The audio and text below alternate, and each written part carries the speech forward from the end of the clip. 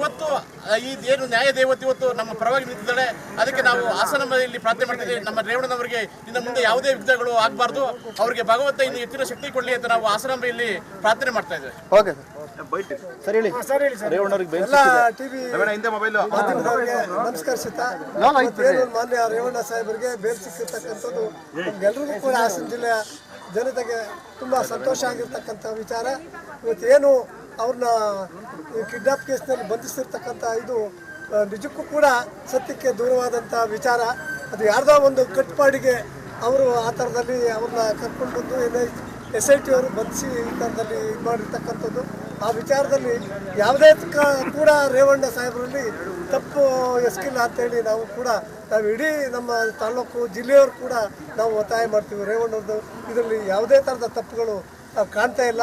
ಸುಮ್ಮನೆ ವಿನಾಕಾರಣ ಕೂಡ SIT ಅವರು ಅವ್ರನ್ನ ಬಂಧಿಸಿ ಈ ಥರ ತೊಂದರೆ ಕೊಡಬೇಕು ಅನ್ನೋ ಉದ್ದೇಶದಿಂದ ರಾಜಕೀಯ ಒತ್ತಡದಿಂದ ಅವ್ರನ್ನ ಬಲಿಪಶು ಮಾಡಿದ್ದಾರೆ ಹೊರತು ಅದರಲ್ಲಿ ರೇವಣ್ಣ ಸಾಹೇಬ್ರದ್ದು ಯಾವುದೇ ಥರದ ಕೈವಾಡ ಇಲ್ಲ.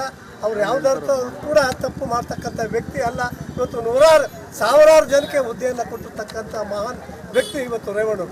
30 ವರ್ಷಗಳಲ್ಲಿ ಏನು ರಾಜಕಾರಣ ಮಾಡ್ಕೊಂಡ್ಬಂದಿರೋ ರಾಜಕಾರಣದಲ್ಲಿ ಒಂದು ಸಣ್ಣ ಕಪ್ಪು ಚುಕ್ಕೆ ಅವರಲ್ಲಿ ಇರಲಿಲ್ಲ. ಅಂಥ ಒಂದು ಇದನ್ನೆಲ್ಲ ಅವ್ರನ್ನ ಏನಾದರೂ ಮಾಡಿ ರಾಜಕೀಯವಾಗಿ ಮಣಿಸ್ಬೇಕು ಅಂತ ಹೇಳಿ ಈ ರಾಜಕೀಯ ಷಡ್ಯಂತ್ರನ ಮಾಡಿ ಇವತ್ತು ರೇವಣ್ಣವ್ರನ್ನ ಶಿಕ್ಷಿಸಲಿಕ್ಕೆ ಪ್ರಯತ್ನ ಮಾಡಿದರು. ಸತ್ಯಕ್ಕೆ ಇವತ್ತು ಜಯ ಸಿಕ್ಕಿದೆ ಅಂತ ಹೇಳಿ ನಾವು ಹೇಳಲಿಕ್ಕೆ ನಾವು ಇಷ್ಟಪಡ್ತೇವೆ. ಚಂದ್ರಶೇಖರ್ ಇವತ್ತು ಈ ಏನು ನ್ಯಾಯ ದೇವತೆ ಇವತ್ತು ನಮ್ಮ ಪರವಾಗಿ ನಿಂತಿದ್ದಾಳೆ. ಅದಕ್ಕೆ ನಾವು ಹಾಸನದಲ್ಲಿ ಪ್ರಾರ್ಥನೆ ಮಾಡ್ತಿದ್ದೇವೆ. ನಮ್ಮ ರೇವಣ್ಣನವರಿಗೆ ಇನ್ನು ಮುಂದೆ ಯಾವುದೇ ಯುದ್ಧಗಳು ಆಗಬಾರ್ದು, ಅವರಿಗೆ ಭಗವಂತ ಇನ್ನು ಹೆಚ್ಚಿನ ಶಕ್ತಿ ಕೊಡಲಿ ಅಂತ ನಾವು ಹಾಸನದಲ್ಲಿ ಪ್ರಾರ್ಥನೆ ಮಾಡ್ತಾ ಇದ್ದೇವೆ. ಓಕೆ ನಡಿ, ಈಗ ಶುರು ಮಾಡೋಣ. ಕೇಸರಿಯಿಂದ ಮನೋಲ್ಲಾಸ ಮನಸ್ಸು ಮತ್ತೇರಿ ಕುಣಿದಾಡಿದೆ ನೋಡು, ಮನಸ್ಸು ಮತ್ತೇರಿ ಕುಣಿದಾಡಿದೆ ನೋಡು. ಕ್ಷಣ ಕ್ಷಣವೂ ಆಚರಿಸಿ ಕೇಸರಿ ಹಬ್ಬ. ವಿಮಲ್ ಬಾಯಲ್ಲಿ ಹೇಳಿ ಕೇಸರಿ.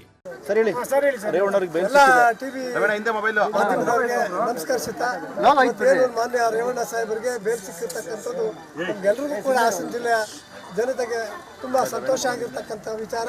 ಇವತ್ತೇನು ಅವ್ರನ್ನ ಕಿಡ್ನಾಪ್ ಕೇಸ್ನಲ್ಲಿ ಬಂಧಿಸಿರ್ತಕ್ಕಂಥ ಇದು ನಿಜಕ್ಕೂ ಕೂಡ ಸತ್ಯಕ್ಕೆ ದೂರವಾದಂಥ ವಿಚಾರ.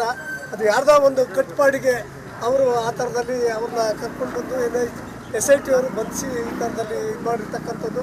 ಆ ವಿಚಾರದಲ್ಲಿ ಯಾವುದೇ ಕೂಡ ರೇವಣ್ಣ ಸಾಹೇಬರಲ್ಲಿ ತಪ್ಪು ಎಸಗಿಲ್ಲ ಅಂತೇಳಿ ನಾವು ಇಡೀ ನಮ್ಮ ತಾಲೂಕು ಜಿಲ್ಲೆಯವರು ಕೂಡ ನಾವು ಒತ್ತಾಯ ಮಾಡ್ತೀವಿ. ರೇವಣ್ಣವ್ರದ್ದು ಇದರಲ್ಲಿ ಯಾವುದೇ ಥರದ ತಪ್ಪುಗಳು ಕಾಣ್ತಾ ಇಲ್ಲ. ಸುಮ್ಮನೆ ವಿನಾಕಾರಣ ಕೂಡ SIT ಅವರು ಅವ್ರನ್ನ ಬಂಧಿಸಿ ಈ ಥರ ತೊಂದರೆ ಕೊಡಬೇಕು ಅನ್ನೋ ಉದ್ದೇಶದಿಂದ ರಾಜಕೀಯ ಒತ್ತಡದಿಂದ ಅವ್ರನ್ನ ಬಲಿಪಶು ಮಾಡಿದ್ದಾರೆ ಹೊರತು ಅದರಲ್ಲಿ ರೇವಣ್ಣ ಸಾಹೇಬ್ರದ್ದು ಯಾವುದೇ ಥರದ ಕೈವಾಡ ಇಲ್ಲ. ಅವ್ರು ಯಾವುದಾದ್ರು ಕೂಡ ತಪ್ಪು ಮಾಡ್ತಕ್ಕಂಥ ವ್ಯಕ್ತಿ ಅಲ್ಲ. ಇವತ್ತು ಸಾವಿರಾರು ಜನಕ್ಕೆ ಹುದ್ದೆಯನ್ನು ಕೊಟ್ಟಿರ್ತಕ್ಕಂಥ ಮಹಾನ್ ವ್ಯಕ್ತಿ ಇವತ್ತು ರೇವಣ್ಣರು. 30 ವರ್ಷಗಳಲ್ಲಿ ಏನು ರಾಜಕಾರಣ ಮಾಡ್ಕೊಂಡ್ಬಂದಿರೋ ರಾಜಕಾರಣದಲ್ಲಿ ಒಂದು ಸಣ್ಣ ಕಪ್ಪು ಚುಕ್ಕೆ ಅವರಲ್ಲಿ ಇರಲಿಲ್ಲ. ಅಂಥ ಒಂದು ಇದನ್ನೆಲ್ಲ ಅವ್ರನ್ನ ಏನಾದರೂ ಮಾಡಿ ರಾಜಕೀಯವಾಗಿ ಮಣಿಸ್ಬೇಕು ಅಂತ ಹೇಳಿ ಈ ರಾಜಕೀಯ ಷಡ್ಯಂತ್ರನ ಮಾಡಿ ಇವತ್ತು ರೇವಣ್ಣವ್ರನ್ನ ಶಿಕ್ಷಿಸಲಿಕ್ಕೆ ಪ್ರಯತ್ನ ಮಾಡಿದರು.